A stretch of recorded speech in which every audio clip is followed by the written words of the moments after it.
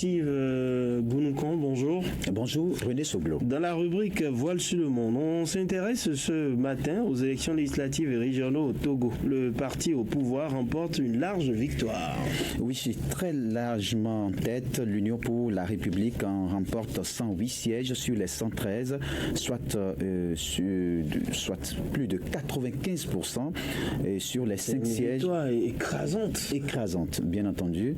Et sur les 5 sièges restants, l'Alliance des démocrates pour le développement intégral remporte 2 et les 3 autres sont repartis entre l'Alliance nationale pour le changement, le regroupement de partis politiques, la dynamique pour la majorité du peuple et les forces démocratiques pour la République. La Commission électorale nationale indépendante a proclamé dans la nuit de samedi à dimanche les résultats provisoires qui doivent encore être validés par la Cour constitutionnelle.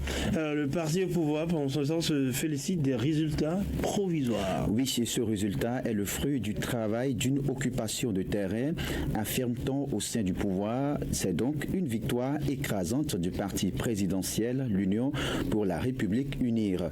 Après l'annonce de ces résultats provisoires, la première réaction est venue de Gilbert Bawara, ministre de la fonction publique, du travail et du dialogue social.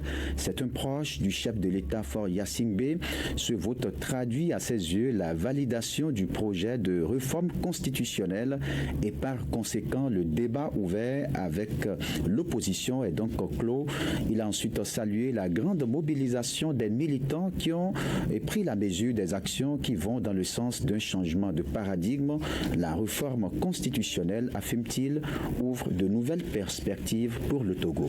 L'opposition, elle dénonce des fraudes. Oui, Jean-Pierre Fabre, président de l'ANC, l'Alliance nationale pour le changement, fait partie des rares députés de l'opposition élus. Il ne se réjouit pas de ces résultats. Il ne sait même pas encore s'il siégera à l'Assemblée nationale, car il estime que ce scrutin est entaché de fraude.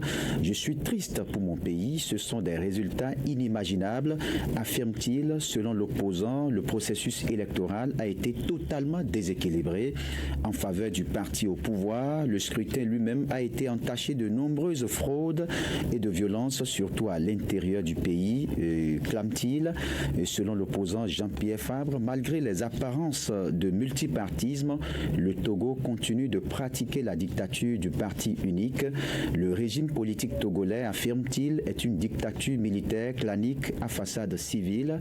Pour l'opposante Brigitte Djamagbo Johnson, qui dirige la Convention démocratique des peuples africains, CDPA, et pour qui connaît le Togo et les Togolais, ce sont des résultats pour le moins surprenants.